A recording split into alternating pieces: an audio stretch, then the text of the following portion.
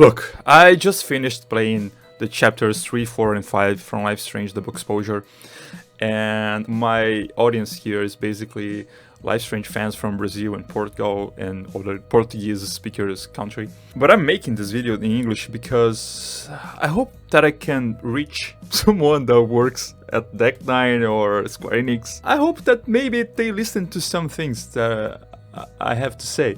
And especially, I would like to beg to them to stop destroying the Life is Strange franchise. Double Exposure is by far the worst Life is Strange game ever. It's a game that does nothing. I think the only thing that this game does, spoiler alert, is to try to set up some kind of Life is Strange universe where Safi is gonna be the Nick Fury and try to unite all the special people with special powers, and Max will try to stop her. This is the worst idea ever! When I saw that happening, that ending happening, I was praying for Daniel and Sean. Please don't mess with them.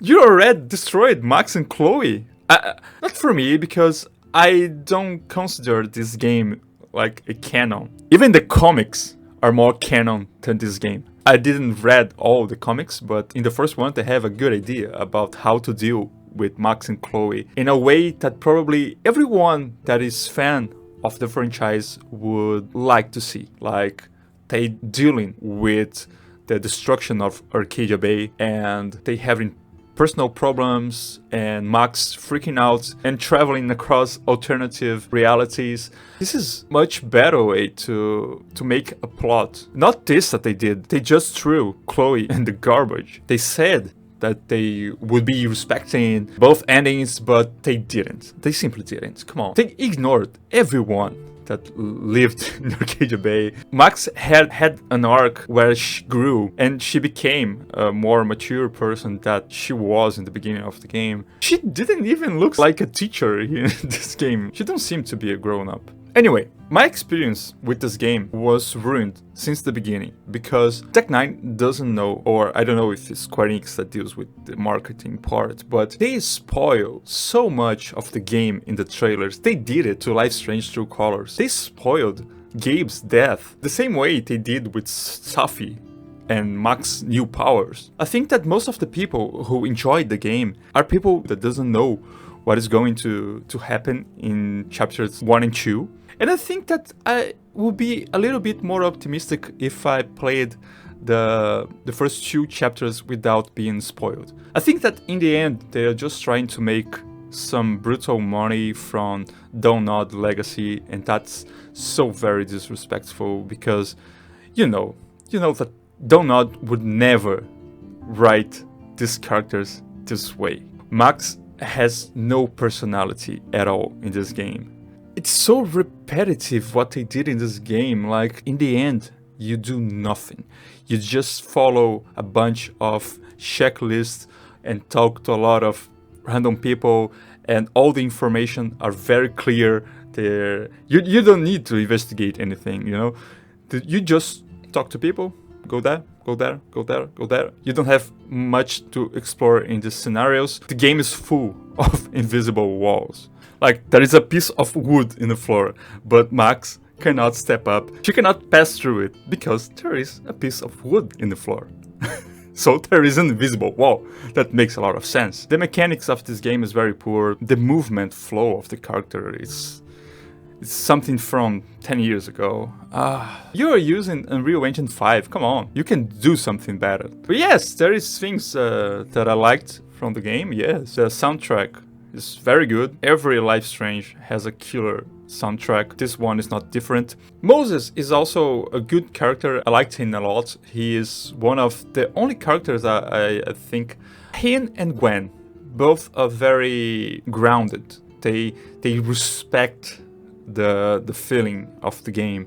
Sometimes I feel that Max and all the other characters except Moses and Gwen, they are very off from the plot. I don't know what's the deal with all the flirt in this game. Oh, someone died. I don't care. I want to flirt with someone. It seems like they are always flirting with each other. I remember the first time I spoke to Vin, and I just said something very okay, but suddenly Vin and Max started to flirt, and I was like, oh no, they don't match. Come on. And then there is Amanda, and suddenly Amanda wants to be with Gwen. Gwen is married, and Vin, it seems like he ended with Reggie, I think it's the name of the character. Loretta, what is up with Loretta? In the end, she doesn't mean to the game at all. She appears in the first 2 episodes. I didn't saw her in the 3rd episode. She only appears when Safi is shape-shifted. I think that's the word in English. And that's it, right? And there is that mystery of the detective Alderman. That point in the chapter 3, that got me a little bit. I was a little bit more excited about where the game was going, because I had this theory in my mind of the shapeshifter. And when I realized that the realities were colliding, I became a little bit more excited. I think, oh, now it's gonna happen something. And then Alderman just collapsed, and yeah, that's it. So there is a few texts between Max and Moses, and that's it. In the end, all that murder mystery didn't care.